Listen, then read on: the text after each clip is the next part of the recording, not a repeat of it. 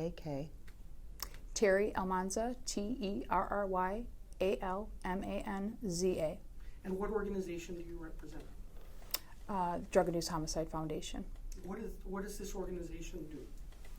We advocate to ensure that every suspected drug toxicity death is criminally investigated. We support families nationwide and law enforcement to ensure that these cases are treated like the homicides that they are. Okay. Do we need to do this again? Okay. And you said you're nationwide, but where is the organization based? So we originated in Chicago. I lost my daughter back in 2015. I was a Chicago police officer at the time. Retired in 2020, but her case was closed immediately, and I just knew that what took place was criminal and warranted a criminal investigation. So we started out of Chicago and grew all over the U.S. And so we have chapters supporting our judicial system, and more importantly, supporting these families to recognize that these cases are criminal and to ensure that their judicial system investigates them criminally. And I take it that's why you got involved in this organization for the same reason. Yes. My daughter was poisoned with fentanyl in 9/23/2015.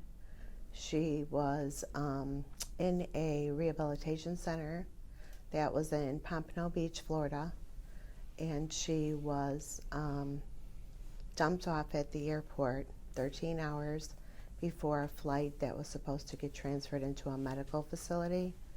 A dealer had picked her up from the airport, and the rehabilitation center that she was in, I sued them. I went after them because a therapist wrote an anonymous letter stating that she was neglected and abused. They were charged with wrongful death and 4 counts of negligence. Tell me about her. Her name Kim. is Alicia Coglanese. She was 24 years old, and she did battle addiction, and she was there on her own choice, and she was given a lethal dose of fentanyl, and it just completely tore us up.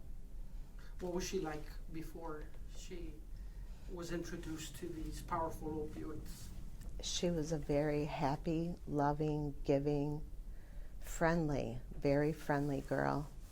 She was one of 6 in her household, and she just was a ray of sunshine. She had so many friends and so many people that loved and cared for her.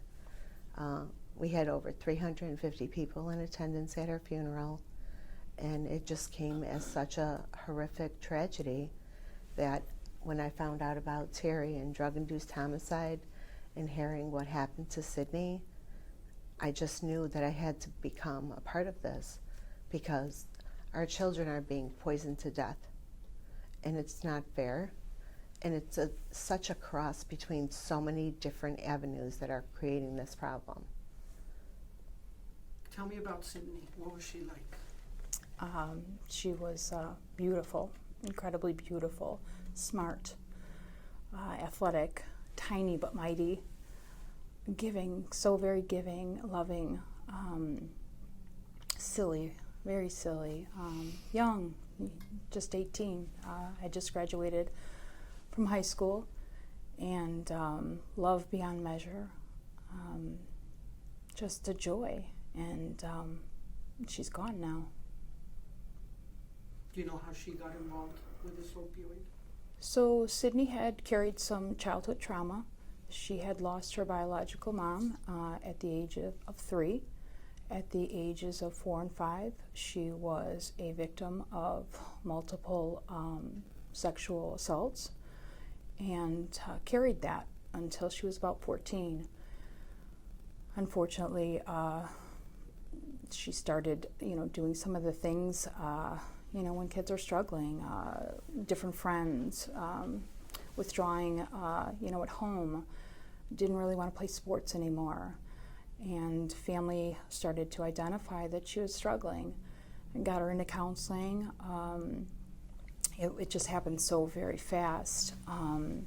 and friends, shared, hey, take some ecstasy, it'll help numb your pain. And she trusted the wrong people, and it killed her. So, after she had died, like I said, I immediately knew what took place was criminal, that somebody unlawfully delivered her a lethal dose of MDMA, and I wanted answers. I wanted someone held accountable. I didn't want any other family member or any other family to experience the horrific loss in which we did. So that is when Drug-Induced Homicide, was founded.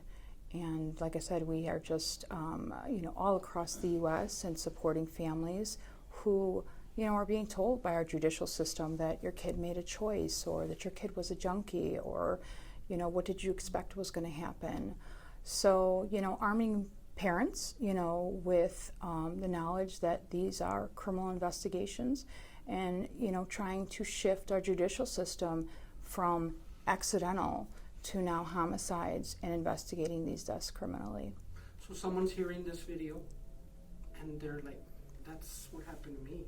Mm-hmm. That's what I've been told. This is the answers I'm getting. What should they do? What should this parent do? They should contact Drug-Induced Homicide Foundation, either on our website, www.druginducedhomicide.org. They can find us on Facebook, Drug-Induced Homicide Foundation.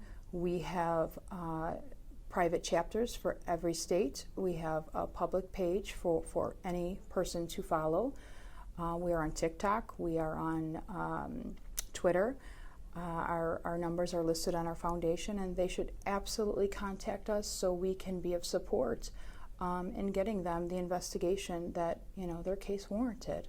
We deserve those answers, and I think when my 2 people were charged with my daughter's homicide, after fighting real hard and real long to get an investigation, and they were both charged with drug-induced homicide. They were released out on bond. While out on bond, they went and reoffended and sold to an undercover law enforcement officer MDMA again and LSD. So these people don't stop. And none of this is going to bring our children back. But if doing so, we can save one life, then our children weren't lost in vain. So, we have to take this pain and turn it into something positive for others. You've been on this journey of pain for 7 years now? Over 7 years. And so where are you in your stage? From going to law enforcement telling me that your daughter made a choice, which I always fired back, she never made a choice to die, to her case being closed and classified as non-criminal, to now, most recently, being included in the writing of the Chicago Police Department's drug-induced homicide policy writing, in teaching detectives on how to handle these crime scenes, and invited to the Chicago Police Training Academy and teaching veteran detectives, newly promoted detectives on this policy. We've really come a long way. So, we still have a long way to go.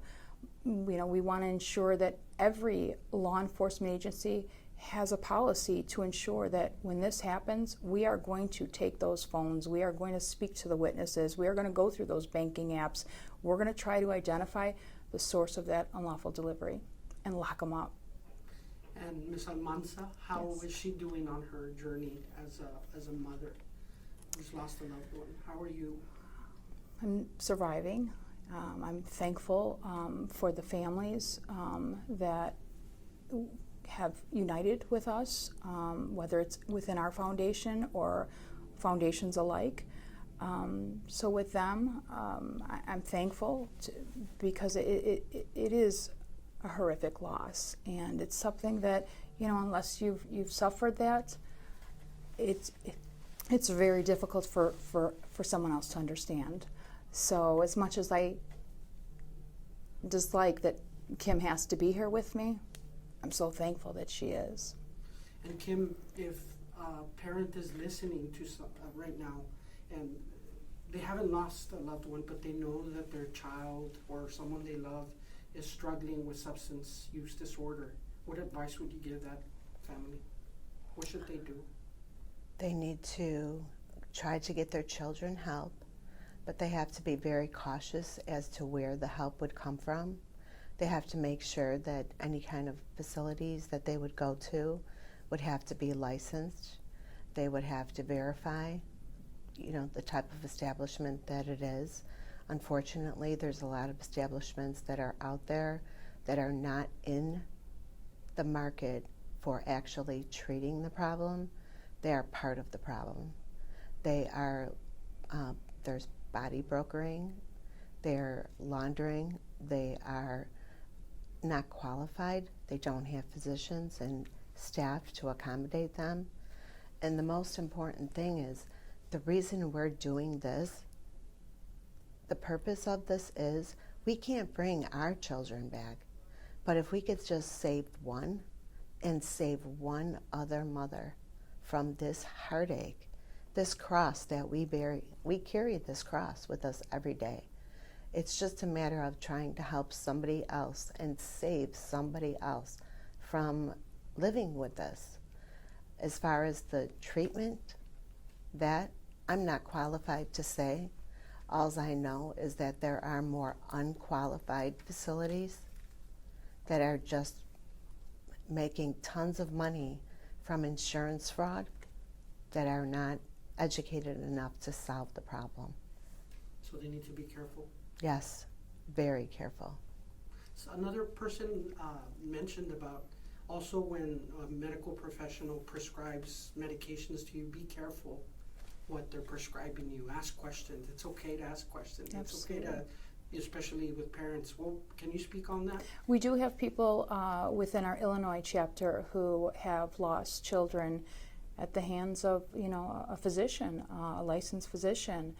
And absolutely, just because it is a, licensed physician does not mean that it is safe, that it is the best route for your child.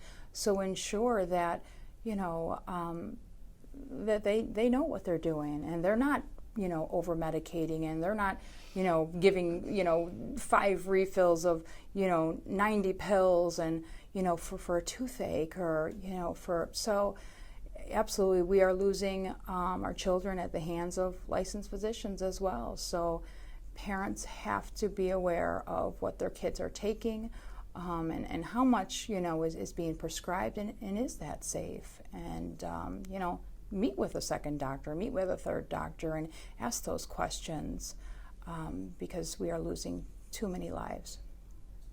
Is there anything, Terry, that I haven't asked that you want to talk about? I truly, I'm thankful that the DEA has invited us today. And I really hope that we can make the connection within the DEA, within local law enforcement, so that when families are going, to meet with detectives, or detectives are responding to their homes, that they recognize that these are crimes. And in Chicago, the number is probably, I think we're well over 8,000 lives that have been lost since Sydney died in 2015.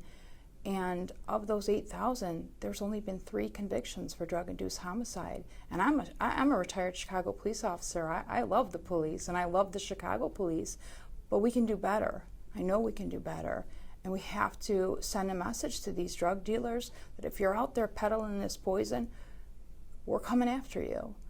So I'm thankful to be here, but